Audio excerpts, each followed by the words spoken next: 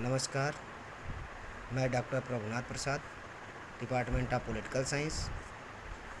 आज हम फिर उपस्थित हुए हैं बीए प्रथम वर्ष के सेकेंड पेपर को लेकर के, जिसमें हम कठोर संविधान का अध्ययन करेंगे। इसे अमानवीय या दुष्परिवर्तनीय संविधान भी कहा जाता है।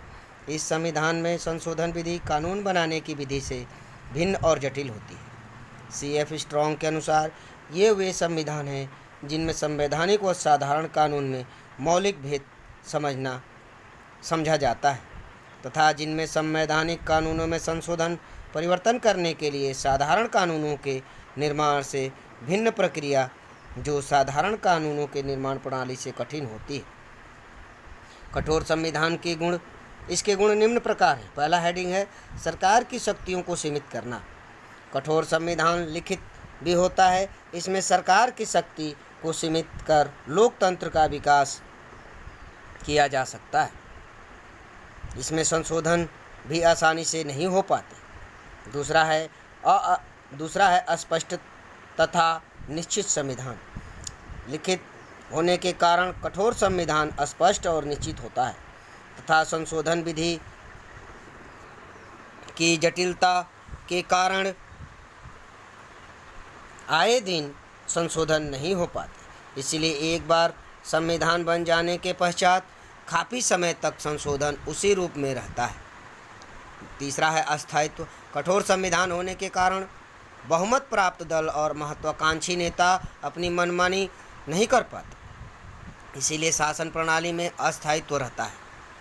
कठोर संविधान के कारण ही सामयिकी आवेशों तथा दलगत राजनीति द्वारा जनमानस और राजनीतिक जीवन में उथल पुथल की संभावना हो जाती है। चौथा है नागरिक अधिकारों की रक्षा। संविधान में लिखित होने के कारण उसके नागरिकों के अधिकार भी लिखित होते हैं तथा उसको समाप्त करना भी आसान काम नहीं होता है। नागरिक वास्तविक स्वतंत्रता का उपभोग करते हैं। नेक्स्ट है पांचवा शासन और शासित में उचित संबंध निश्चित करना। संवैधानिक कानून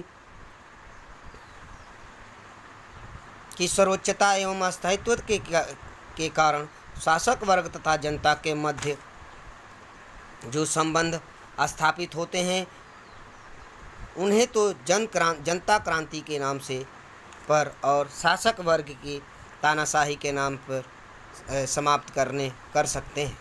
छठा है संघात्मक राज्य के लिए आवश्यक कठोर संविधान ही संघात्मक शासन में इकाइयों को केंद्र में प्रतिनिश्चितता प्रदान करता है। कठोर संविधान के दोष। कठोर संविधान के निम्नलिखित दोष हैं। पहला है प्रगति में बाधक। राज्य का कठोर संविधान आने वाले अचानक खतरे के प्रति अपने आप को तैयार नहीं कर पाता, इसीलिए यह बाधक सिद्ध होते हैं। दूसरा है दोष क्रांति की संभावना। कठोर संविधान की दुष्परिवर्तनशीलता कभी कभी क्रांति का कारण बन जाती है। तीसरा है समय के साथ नहीं। एक बार सोच विचार कर बनाया गया संविधान सदैव के लिए उपयोगी नहीं हो सकता है, इसीलिए उसे संशोधन की आवश्यकता पड़ती है। परंतु कठोर संविधान देश काल और परिस्थिति के अनुसार अपने को ढाल नहीं पाती। चौथा दोष है न्यायपालिका का अत्यधिक महत्व। कठोर संविधान की जटिलता को सुलझाने के लिए न्यायपालिका को आगे आना होता है, इसीलिए संविधान और शासन प्रणाली न्यायपालिका के हाथ का खिलौना बन जाती है। पांचवा है दलीय प्रभाव को रोकने में असमर्थ। कठोर संविधान दलीय प्रभाव को कम कर सकती है, राज्य रोक नहीं पाते। नेक्स्ट नई हेडिंग है अच्छे संविधान की विशेषताएं। सामान्यतः अच्छे संविधान में निम्नलिखित लक्षण होने चाहिए। पहला है संविधान स्पष्ट और निश्चित होना चाहिए। अच्छे संविधान में स्पष्ट और सुनिश्चितता का पाया जाना अनिवार्य है। इसी के आधार पर नागरिक को अपने देश के संविधान में भली प्रकार जान पाते हैं। दूसरा है संविधान की संक्षिप्तता। संविधान के बारे में एक लक्षण यह भी माना जाता है कि संविधान संक्षिप्त होना चाहिए। उसके शासन व्यवस्था को संक्षिप्त रूप दिया जाना चाहिए। तीसरा है संविधान की व्यापकता। संविधान की संक्षिप्तता के कारण उसकी व्यापकता पर कोई प्रभाव नहीं पड़ना चाहिए। संविधान की व्याख्या का अर्थ है कि उसमें सभी महत्वपूर्ण बातों का उल्लेख होना चाहिए। चौथा है मौलिक अधिकारों का उल्लेख। व्यक्तिगत स्वतंत्रता को बनाए रखने के लिए संविधान के प्रभावी मौलिक अधिकारों का समावेश किया जाना चाहिए। पांचवा है न्यायपालिका की स्वतंत्रता एवं सर्वोच्चता। नागरिक के अधिकारों और स्वतंत्रताओं को बनाए रखने के लिए आवश्यक है कि न्यायपालिका स्वतंत्र हो।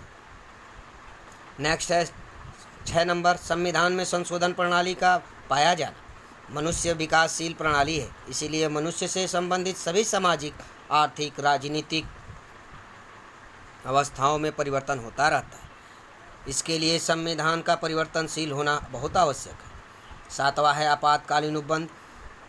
संविधान में ऐसी व्यवस्था भी होनी चाहिए कि यदि कोई आपातकालीन स्थिति आती है तो उसे निपटने के लिए व्यवस्था होनी दी जानी चाहिए। 8वां है नीति निर्देशक तत्व का पाया जाना।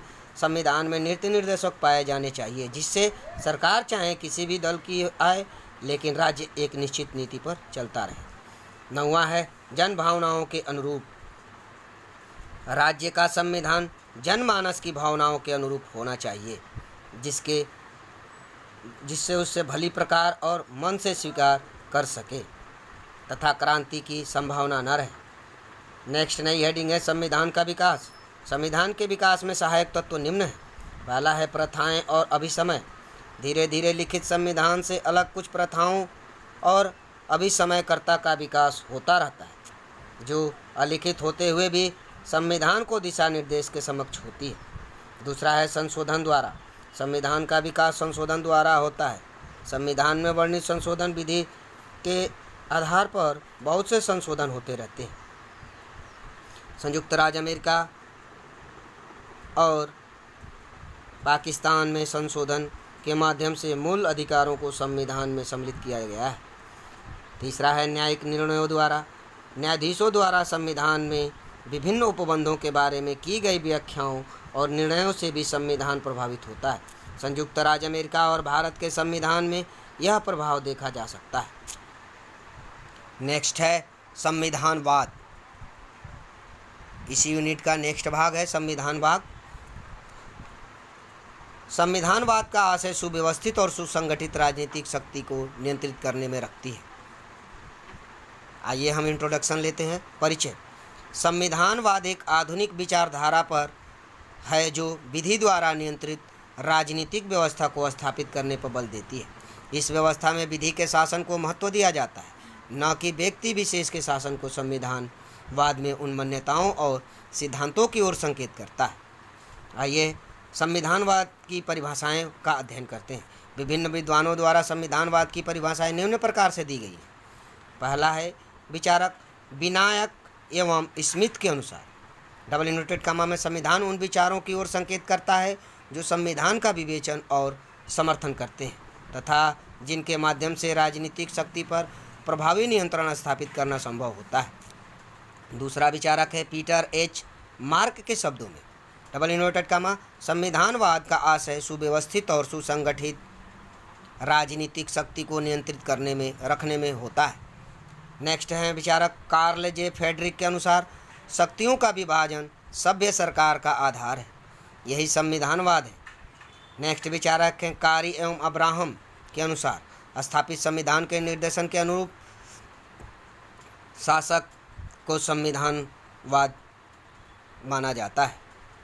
नेक्स्ट हैं जे.एस. राउसेक के अनुसार, धारणा के रूप में संविधानवाद का अर्थ है कि यह अनिवार्य रूप से सीमित सरकार और शासित तथा शासन के ऊपर नियंत्रण का एक व्यवस्था है। नेक्स्ट विचार है कि कार्टर तथा हर्ज के शब्दों में, मौलिक अधिकार तथा स्वतंत्र न्यायपालिका प्रत्येक संविधानवाद की अनिवार्य और समान विशेषता है। आइए आगे चलते हैं। इस प्रकार सरल शब्दों में संविधानवाद का अर्थ सीमित शासन के लिए किया जाता है। नई हेडिंग है संविधान और संविधानवाद में अंतर। संविधान से संविधानवाद की अभिव्यक्ति होती है और संविधान पर ही संविधानवाद बहुत कुछ आधारित होता है। फिर भी दोनों में निम्नलिखित अंतर हैं। पहला है परिभाषा की दृष्टि से। परिभाषा की दृष्टि से जहाँ संविधानवाद एक विचारधारा का प्रतीक है, वहाँ संविधान एक संगठन का प्रतीक है। दूसरी हेडिंग है उत्पत्ति की दृष्टि से। उत्पत्ति की दृष्टि से जहाँ संविधानवाद सदैव विकास का प्रतीक रहा है, वहाँ संविधान साधारणतया निर्मित होते हैं। नेक्स्ट है प्राकृतिक की दृष्टि से संविधानवाद में प्रधानता समाज के लक्ष्यों को और उद्देश्यों की होती है, जबकि संविधान उन लक्ष्यों की प्राप्ति के साधनों की व्यवस्था करता है। चौथी है क्षेत्र की दृष्टि से संविधानवाद एक भूतकारणीय धारणा है, जबकि संविधान अपवर्जन धारणा है। प्रायः देखने में आता है कि संविधानवाद अनेक देशों में एक सा हो सकता है, परंतु संविधान एक सा नहीं होता है। पांचवा है वैधता की दृष्टि से संविधान और संविधानवाद में वैधता के आधार पर भी अंतर किया जाता है। जहां संविधानवाद में आदर्शों के औचित्य का प्रतिपादन विचारधारा के आधार पर किया जाता है, वहां संविधान का औचित्य पुनः मुख्यतः विधि के आधार पर किया जाता है। नेक्स्ट है संविधानवाद का महत्व। इसके महत्व को हम अग्र प्रकार से देख सकते हैं। पहला है मूल्य सापेक्ष धारणा। संविधानवाद एक मूल्य सापेक्ष धारणा है जो उनकी सभी तत्वों से युक्त होती है जिनका अस्तित्व समाज के जीवन दर्शन में पाया जाता है। दूसरा है एक गतिशील अवधारणा। इसका अर्थ यह है कि संविधानवाद मानव के विकास के साथ साथ विकसित होता रहता है। इस प्रकार समाज के विकास की गतिशीलता प्रक्रिया में सहायक होता है। चौथा है साध्य और साधन के संबंधित। संविधानवाद का संबंध साधन और साध्य दोनों से है। इसका अभिप्राय है कि पहले यह समाज के विकास के साधन के रूप में काम आता है और फिर साध्य बन जाता है। चौथा है एक बोधगम्य अवधारणा। संविधानवाद का आधार किसी देश का संविधान होता है, इसीलिए यह वहाँ की सभी राजनीतिक इकाइयों से संबंधित होता है और परिणामतः संविधानवाद का परिचय उस सामाजिक मान्यताओं और रीति रिवाजों पर और परंपराओं से होता है। पांचवा है प्रजातंत्र का ज्ञान कराने वाली अवधारणा। द्वितीय विश्व युद्ध के पश्चात स्वतंत्र हुए अनेक विकासशील देशों ने अपनी संस्कृति और सभ्यता को पुनर्जीवित देते हुए अपने यहाँ प्रजातांत्रिक संविधान को जन्म दिया। इस प्रकार संविधानवाद का सिद्धांत पुनः प्रकाश में आया जो विदेशी शासकों द्वारा समाप्त कर दिया गया था। नेक्स्ट में हम उपस्थित होंगे लेके संविधानवाद के तत्व। नमस्कार। धन्यवाद।